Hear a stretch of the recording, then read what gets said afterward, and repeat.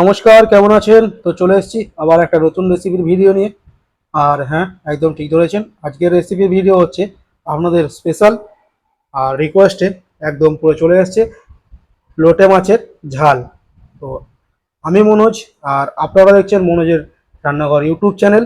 তো আজকের রেসিপি লোটে মাছের ঝাল কিভাবে একদম বাড়িতে খুব সুন্দরভাবে হালকা প্রসেসে বানাবো। তো চলুন শুরু করছি আজকের রেসিপি। তো আমি এখানে 800 গ্রাম মতন লোটে মাছ নিয়ে নিয়েছি আর ভালো করে ধুয়ে নিয়েছি। তো দেখতে পাচ্ছেন, এবার এর মধ্যে দিয়ে দিলাম অল্প করে পরিমাণ নুন, আর অল্প পরিমাণ হলুদ, আর অল্প হালকা করে আপনার লঙ্কার গুঁড়ো, আর অল্প করে সর্ষের তেল এর মধ্যে আমি দিয়ে এটাকে ভালো করে ম্যারিনেশন করে 1 ঘন্টার জন্য ফ্রিজে রেখে দেবো। আপনারা চাইলে 1 ঘন্টার জন্য আলাদা করে রাখতে পারেন, বা যদি হাতে সময় কম থাকে তাহলে সেই রকম টাইম আগে থেকে ভিজিয়ে রাখবেন এটাকে ম্যারিনেশন করে। এবার এখানে আমি নিয়ে নিয়েছি 3টে মতন পেঁয়াজ, 2টো টমেটো, আর গোটা 4-5 কাঁচা লঙ্কা। এগুলো আমি পেস্ট করে নেব। এবার এখানে কড়াইয়ে তেল দিয়ে দিয়েছি, কড়াইয়ের তেল গরম হয়ে গেছে, এই যে দেখতে পাচ্ছেন। তো এবার গ্যাসের ফ্লেমটা কমিয়ে দিয়ে আমি এর মধ্যে দিয়ে দিচ্ছি একটা তেজপাতা, একটা শুকনো লঙ্কা, 3টে এলাচ, আর একটা ছোট দারচিনির টুকরো। এবার এইগুলোকে একটু ভালো করে নেড়ে চেড়ে ভেজে নেব। তো আমার এখানে ভাজা কমপ্লিট। পেঁয়াজ, টমেটো, কাঁচা লঙ্কা, আদা রসুন পেস্টটা আমি এখানে দিয়ে দিলাম। জল ছাড়াই এটা পেস্ট করেছিলাম, তো সেই জন্য এটা দেখতে পাচ্ছেন কতটা জল, মানে লিকুইড ভাব হয়ে গেছে। আর মিক্সি বাটি ধুয়ে আমি অল্প জাস্ট সামান্য একটু জল দিয়ে এটাকে আবার নাড়তে লেগেছি।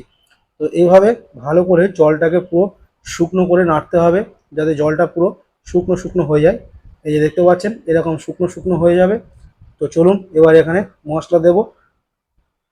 তো মশলা দেওয়ার জন্য আমি এখানে নিয়ে নিয়েছি হলুদ, কাশ্মীরি লঙ্কার গুঁড়ো, জিরে গুঁড়ো, আর গরম মশলার গুঁড়ো। আমি এখানে লঙ্কা গুঁড়ো ব্যবহার করছি না, কারণ লঙ্কা গুঁড়ো প্রথমে দিয়েছি আর কাঁচা লঙ্কা পেস্টে দিয়েছি। এবার মশলাগুলো দিয়ে নুন আর চিনি দিলাম, অল্প করে নুন আর 1 চামচ চিনি দিয়ে, এই যে দেখতে পাচ্ছেন। এবার এর মধ্যে ড্রাই হয়ে যাওয়াতে অল্প করে জল দিয়ে এটাকে আমি আবার একটু কিছুক্ষণের জন্য কষবো। তো এটাকে ভালো করে কষে নেওয়ার পর আমি এই যে দেখতে পাচ্ছেন, এবার মাছটা আমি এর মধ্যে দিয়ে দেবো। মাছটা দেওয়ার পর আমি এখানে যে বাটিটার মধ্যে মাছটা ম্যারিনেশন করে গেছিলাম সেই বাটিতে অল্প করে জল দিয়ে এটাকে আবার একটু হালকা করে কষাবো, কারণ মাছটা বেশি নাড়া যাবে না, কারণ লোটে মাছ বেশি নাড়াচাড়া করলে পুরো ভেঙে যাবে।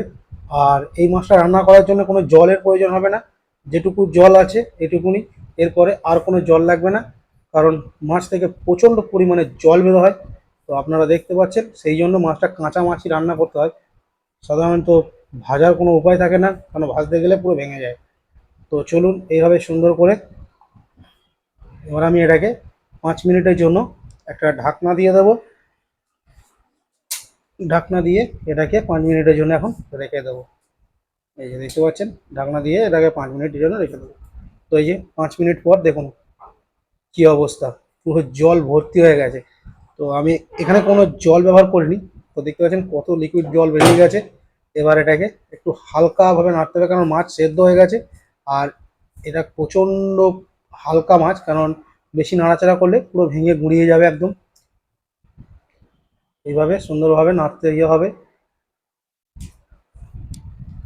এবার একটা কথা বলে রাখি, যদি মনে হয় যে নুন বা মশলা কোনো কম বেশি ব্যাপার আছে, তাহলে এখানে একবার টেস্ট করে নেবেন।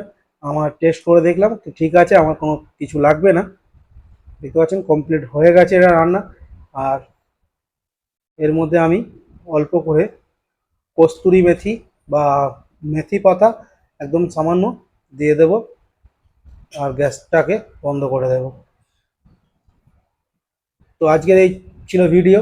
যদি ভালো লাগে তাহলে অবশ্যই চ্যানেলে নতুন হলে চ্যানেলটাকে সাবস্ক্রাইব করে পাশে থাকবেন। ভিডিওটা ভালো লাগলে একটা লাইক দেবেন, কমেন্ট করে জানাবেন নেক্সট ভিডিও আপনারা কী চাইছেন। তো দেখা হচ্ছে নেক্সট কোনো এরকমই আর একটা ভালো রেসিপির ভিডিও নিয়ে।